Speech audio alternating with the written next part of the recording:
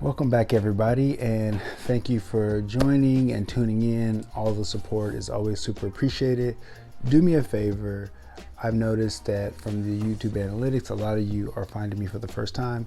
If you enjoy what you see, if you like what you're watching, please subscribe, please like, it supports the channel, it helps me out a lot. Anyway, this is part 3 of the Hometown Kids series, and this is the last day that I pretty much get to go out and hang out and drive around and shoot and photograph what I wanted to photograph while I was back home in Dallas, hence Hometown Kid. The first part, we will start off in Pilot Point, Texas, which is a little bit outside of Dallas. And I head out there for an afternoon hoping to get a ton of photographs. I wasn't so successful with that, but needless to say, I got some stuff that I really was happy about.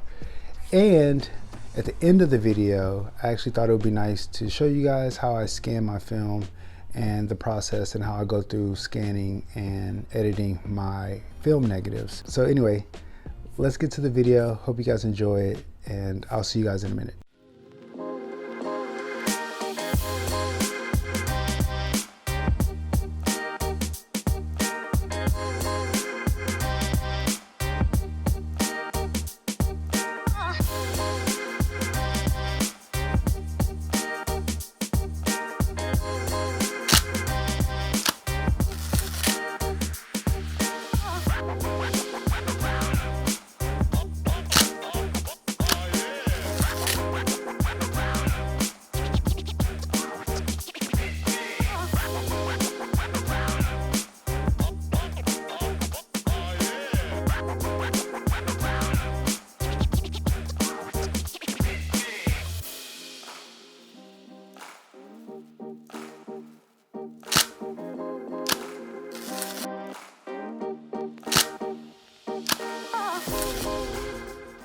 So I don't have my microphone, so forgive me if the audio is terrible, but I wanted to do a quick check-in while I made it to Pilot Point, Texas.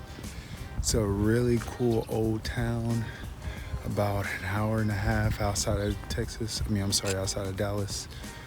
I didn't get as many shots as I was hoping I was gonna get from this scene. I thought I was gonna come out here and have a field day like I've had with a couple of these other towns once you kind of get outside of Dallas. But needless to say, I got a couple shots in, happy enough. Yeah, let's get back on the road.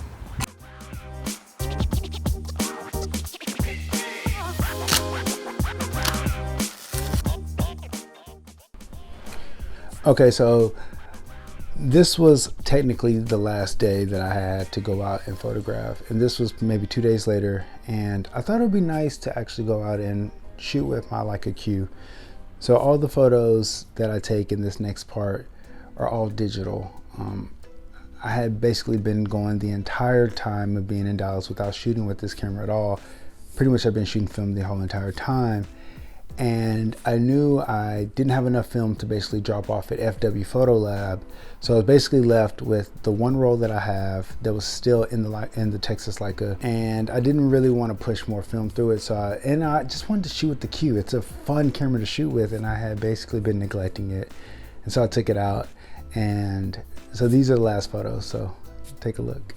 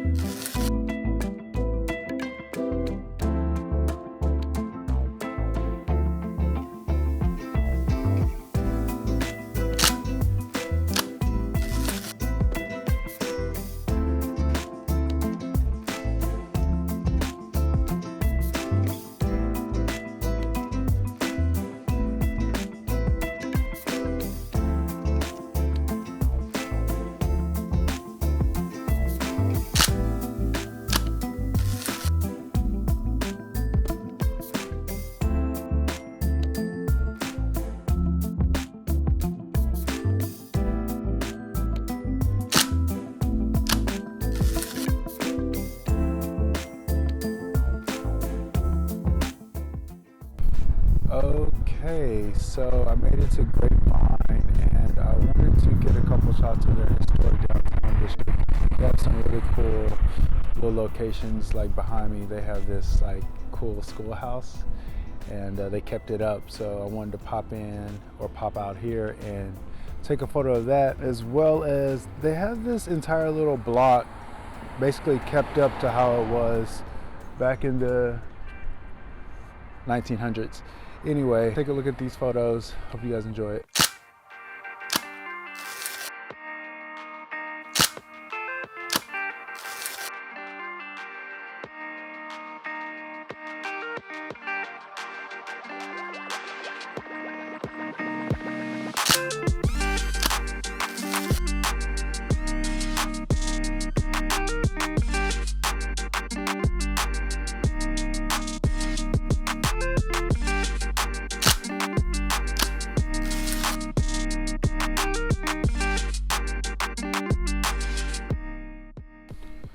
Alright, so before we hop into the scanning and the editing process, one thing I wanted to talk about was, obviously this is not the tried and true way of doing things. This is just how I do things, and if you're interested in that, that's what I'm giving you, just showing you how I go about editing my film negatives.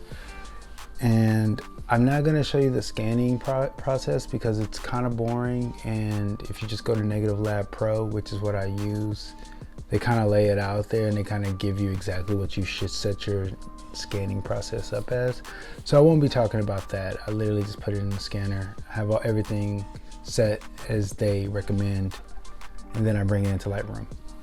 Let's hop into Lightroom. So I really like this Dr. Pepper shot. I really like the skies and all that good stuff. So one, this is a good testament to how good Negative Lab Pro is. So the first thing I do is obviously, you come in here and then you convert the negative whenever it's ready to convert. All right, cool.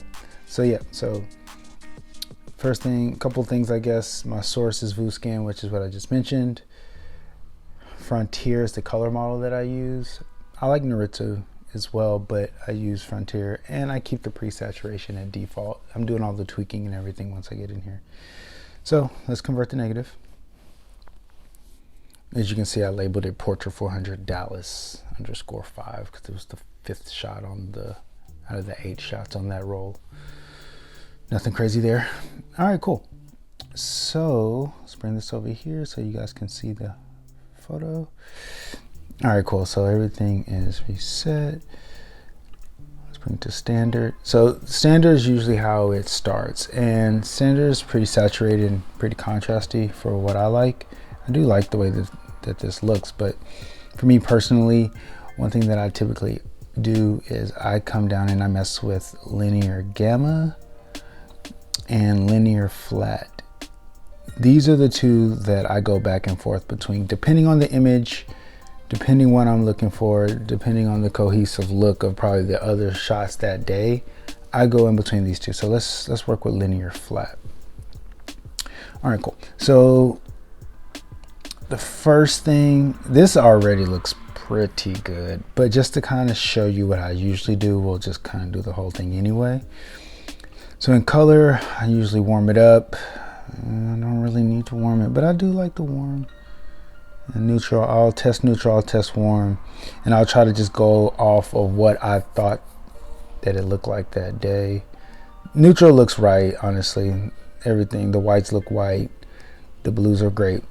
Man, these blues are popping off. This is fire. So anyway, so neutral, I'll brighten it. I'll usually bump up the brightness a little bit. And one thing I tend to do, I'll brighten up to the maximum and darken it to the maximum, just so I know what I'm working with, just to see my range and to know, just so my eyes can get adjusted to what I'm really trying to do and what I'm trying to see. So I'll bump it up to like 10 there. And a couple other things I do is the contrast. So I'll take this contrast down. I like to soften my contrast right there. So I like to give it this softness. -7 looks good right there. I'll leave it there. I like to soften my contrast, and then I'll come back in if I want more of that pop, then I'll just darken my blacks, and that's kind of what I do. So as you can see, I'm kind of bringing back the colors again. I'm kind of hardening those edges a little bit, for lack of a better term. Sorry for those out there who have technical backgrounds. I don't. I'm just talking to how I see it. So like, I like this right here. I'll darken my blacks to about -13. And yeah, I'll hit apply. And ta-da. Just full screen that bad boy. And yeah, I like this a lot. I'm feeling this. So that's usually what I do when I edit my film negatives. So let's do one more. All right, so for the sake of the video, let's do one more. And I really liked this photo as well. So again, I, Control N, let's convert it. Obviously all of these stay the same. Source, color, model, pre-saturation will stay the same. Let's convert this negative. Rendering. Sometimes it takes a lot. I'm also screen recording, so that's why it is taking forever.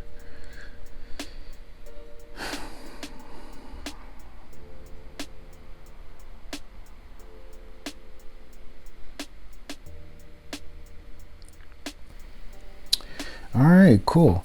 So let's reset those and let's bring it back to standard, because this is exactly how it would look coming out the gate. So again, I don't work with standard tones for the most part. I work with linear gamma and I work with linear flat.